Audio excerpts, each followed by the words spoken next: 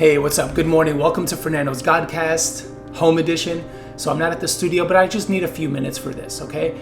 Have you ever wondered, where is this God of miracles that we've heard about all of our life?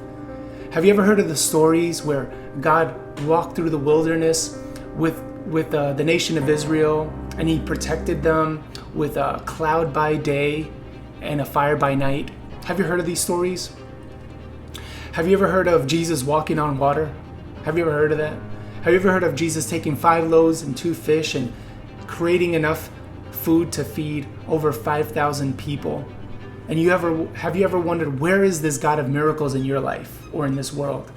Where is this God of miracles? Have you ever wondered that? Have you ever wanted a sign that God is still here with you, that he's there, that he's real, and he is this God of miracles, and you want a sign? You want a sign that he's still there.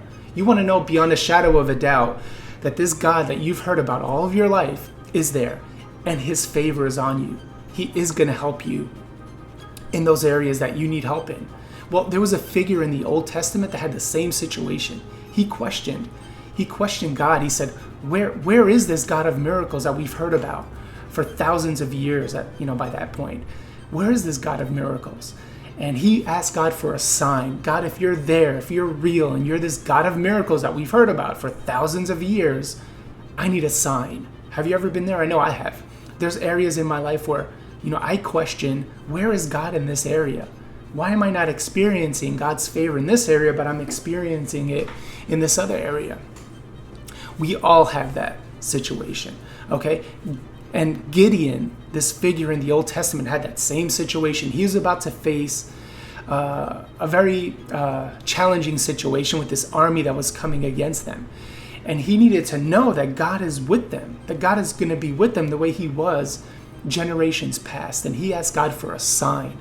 Now, we're going to unpack what this sign was, because it's going to be the same sign for you and I. It's just kind of hidden in the symbolism of the sign, but I'm going to break it down for you. It's going to be super simple once we get to the end of this. So Gideon asked the Lord, look, God, forgive me, but if you're there, I need a sign, because I haven't seen these miracles that I've heard about for thousands of years. I haven't seen it, and I have no evidence that your favor is going to be on me in this battle that I'm about to face. So I'm going to take a wool fleece, and I'm going to place it on the dry desert ground outside. I'm going to take this wool fleece. Now keep this imagery in mind. A wool fleece. What is this wool fleece? Okay, keep that in mind. We're going to piece this whole thing together. It's super simple, actually. God, I'm going to take this wool fleece. I'm going to place it on the desert ground. And in the morning, you know how the dew falls in the morning? So he asked God, look, in the morning, when I pick up this wool fleece, it's going to be drenched in water, in that morning dew. It's going to be drenched, okay? And if I see that tomorrow morning, this wool fleece, it's drenched with water, I'm going to know. That's my sign that God is with me, that his favor is on me. So the next morning, Gideon got up, picked up the wool fleece, and sure enough, it was drenched, completely saturated with the morning dew, with the water of heaven. Now, that wasn't enough for Gideon. Have you ever been in that situation where you ask God for a sign, he gives you a sign, and it's still not enough? Gideon was in that same situation, and so he asked God again, look, forgive me again, Father, but I'm still having my doubts. I don't know if this was a coincidence. I don't know, because water does fall in the morning. So he said, look, here's what I'm going to do to clear any doubt. I'm going to put that wool fleece back on the ground, drenched. And in the morning, this time, the desert ground around it is going to be saturated with water, but that fleece is going to be dry, completely dry. Then I'll know beyond a shadow of a doubt that you are with me, that Father, you are with me, and that I'm going to have victory in this area. So he got up the next morning, and yes, sure enough, the entire dry desert ground around that wool fleece was completely saturated with water, with the morning dew, yet that fleece was completely dry. What is this talking about? Why is all this imagery? What does this even mean? I'm going to keep it real simple for you. Think about a wool fleece. For me to have a wool fleece, where did I get this wool fleece from? Where do we get wool from? That's right, a lamb. right? And for me to create a wool fleece from the lamb, what did I had to do? I had to skin the lamb. I had to skin the lamb. And in order to produce this wool fleece. Well, what is that a picture of? That's a picture of Christ. Obviously, it's a symbol, it's a foreshadowing of Christ being skinned at the cross. And so, what is the dry ground? What is this dry desert ground that he put the wool fleece on? What is that an image of? Well, that's the world. That could be your life. That could be my life. That could be a particular area in your life that's completely dry, completely unsaturated. There's no water there. And he placed that wool fleece on the ground. And the first time around, that wool fleece was completely saturated with the dew of heaven. Well, what is this dew of heaven? This dew that falls down in the morning. We all experience it. When you walk out, there's that dew. Well, in the Bible, this dew of heaven, if you let the Bible interpret itself and you keep searching the scriptures, you'll find a scripture that says that your favor is like the dew of heaven. God's favor, God's blessing, his favor that he has is represented by that dew. And Jesus was fully, completely saturated with the favor of heaven when he walked this earth. He was completely saturated with the favor of heaven, right? Now, the second time around, that wool fleece, when he put it down on the ground, the next morning, it was the wool fleece was completely dry. It was completely squeezed out, and all of that favor, all of that, the dew, the water, was on the dry ground around it. What is that a picture of? So when Christ came to this world, he was full of God's favor, but then at the cross, he got completely drained, he got wrung out, for lack of a better word, at the cross. All of that favor got squeezed out of him. He was skinned like that wool fleece. And all of the favor of heaven got squeezed out of him so it could pour out to the dry desert ground, the world around it. And if you have a particular area in your life that's completely dry, like the Sahara Desert, I just want to encourage you and inspire you. Turn to the cross. The cross is your sign that God's favor is on you. Well, what does that mean? Well, if God's favor, how could God's favor be on you with everything that you and I have done all of our life sinning? We're like sinning machines, right? Humans, even Christians that are in the church, sin every single day. How could God's favor be on us? Well, at the cross, Jesus took your place. He took that dry place, just like that wool fleece. It became dry so that it can saturate the dry desert ground around it. At the cross, Jesus took our place as that sinful, unfavored person. We needed a substitute. We needed a human to take our place so that, when Christ was on the cross, he cried out, Eloi, Eloi, lama sabachthani. What does that mean? It means, my God, why have you forsaken me? How could God forsake Christ? When all of God's favor was on Christ, well, it's because we needed a righteous foundation for us to be blessed, for us to be favored, because all of that favor was on Christ. So it had to get squeezed out, poured out to your life, my life. And when that happened, God turned his back on Christ. Now look at this microphone here. If I turn my back on this microphone, automatically I'm going to be facing the other way. So when God turned his back on Christ, who did he face automatically? Who had his back? Who had his back? Who was God's back facing before Christ? You and I. You and I. There's a scripture that says in the Old Testament that anyone who speaks to God face to face will die. So we needed a righteous biblical foundation for when God faces us, that we wouldn't die.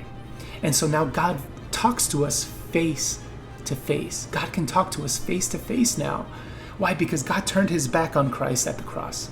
He was that wool fleece that was saturated with favor and got wrung out so that the favor can pour on you. You see at the cross also, here's another sign that God's favor is on you. At the cross, the Roman soldier, to see if Jesus was dead, he put a spear in his side. And what came out? What came pouring out? Water mixed with blood, and it fell all over that desert ground. You see, this was the sign that Gideon was foreshadowing that the favor, the water of heaven, the dew of heaven was going to pour out on his life on that desert wasteland. And that was the sign. You see, even Christians, there's entire denominations that don't want to look at the cross because it's so gruesome. It's so grotesque what happened at the cross, and we can't make sense of it. Well, this is what I want to try to do. Next time you look at the cross, I want you to think about this. I want you to have a new understanding, or in biblical terms, a new revelation of what is the cross. The cross is your sign. The cross is the sign that God's wrath fell on someone else. The wrath that was on your life fell on someone else. So I want you to, when next time you look at a cross, I want you to picture all of the wrath, all of the curse for all of the broken laws, God removing it from your body and placing it on Christ, just like that wool fleece that Gideon prayed about, right? And then all of the favor that Christ had when he walked before the crucifixion, all of that favor pouring out on you. I want you to picture that. When was the last time you had an experience with the cross? Why do we always turn our back to the cross? Why don't we ever want to look at it? Because we don't understand it. There's no revelation. Even at the actual cross, there was only one disciple. There was only one that was still there at the foot of the cross. His name is John, which in Hebrew, Yohanan. His name is Yohanan in Hebrew, and it means God's grace. Only people who have a revelation of God's grace are going to be able to stand at that foot of the cross and receive. Everyone else is going to feel condemnation. Everyone else is going to feel condemnation. If you're under law, if you're a legalistic kind of Christian or person, you're not going to want to face the cross because you know God's wrath is going to fall on you because you need a righteous foundation to be favored by God. And that cross is your righteous foundation. And only those that can receive God's grace, who understand God's grace, who have a revelation of God's grace, not his justice, because his justice was served at the cross for you and I. That was justice. You know, the wages of sin is death. Well, someone died. Not you, not me, Christ. That's God's grace. And only people who have a revelation of that are going to be able to stand at the foot of the cross and receive the favor. Everyone else is going to avoid it. Everyone else is going to avoid it. So how do you approach the cross without feeling condemnation? Is realizing that is the sign. All of your condemnation was put on that cross so that all of the favor of heaven can fall on your life. Is there a particular area in your life that you need God's favor? You can receive it today. You know, have you been baptized? You know, the baptism is another symbol. It's a symbol of this same sign that Gideon asked for. Being drenched and completely immersed in the water is a symbol that you're uniting yourself with Christ on that cross. That's where the exchange, the eternal exchange happens, is at the cross. And when you are baptized, you're being baptized into the death, burial, and resurrection of Christ. Have you ever received Christ? Have you invited God into your life?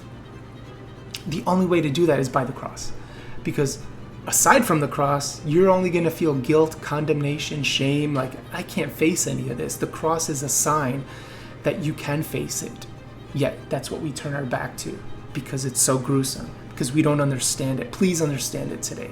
The cross is a sign that God's wrath has been satisfied in your place through Christ, and all of God's favor of heaven can fall on your life legally, biblically, on a righteous, solid foundation that's not based on you, it's based on him, right? That's the new covenant. That's the new covenant, that you don't have to pay for your sin. The old covenant said, he who sins will die for their sin, and God's wrath will visit a person's sins for 3 generations, 3 or 4 generations. Yet the new covenant says, I will be merciful for them for 1,000 generations. The cross can do that. The cross is greater than your sin. Under the old covenant, your sin was greater than the sacrifice that they would present every year at the temple. Under Christ, his blood is infinitely greater than any sin you've committed in your life, that you could commit. Is this going to make you want to sin more? I doubt it. It shouldn't. It doesn't for me. It makes me want to stay close to him because he is my favor. I can receive all the favor I need for every area of my life at that cross. Have that experience today. Invite Christ into your life. If you haven't been baptized, go get baptized with this revelation that you're participating in the death, burial, and resurrection of Christ, and you're completely immersing yourself in God's favor because Christ was completely immersed in your sin already, and he took it away. It can't be on your body and on the body of Christ at the same time. We pick. You decide. Do you want that sin to stay on your body, or do you want Christ to take it on the cross? It's as simple as faith. Faith and prayer. You declare it. You declare it over your life. Christ, you take away this sin. It's on the cross already. You take away this sickness. You take away this dry area in my life because you already paid for it. Christ was already wrung out, made completely dry so that God's favor can flow on you righteously, biblically. Okay? Receive God's favor today. Receive Christ in your life in whatever dry desert area you have. And the cross is a sign that God is with you. That's the sign that Gideon asked for. And you can have that as well. God bless.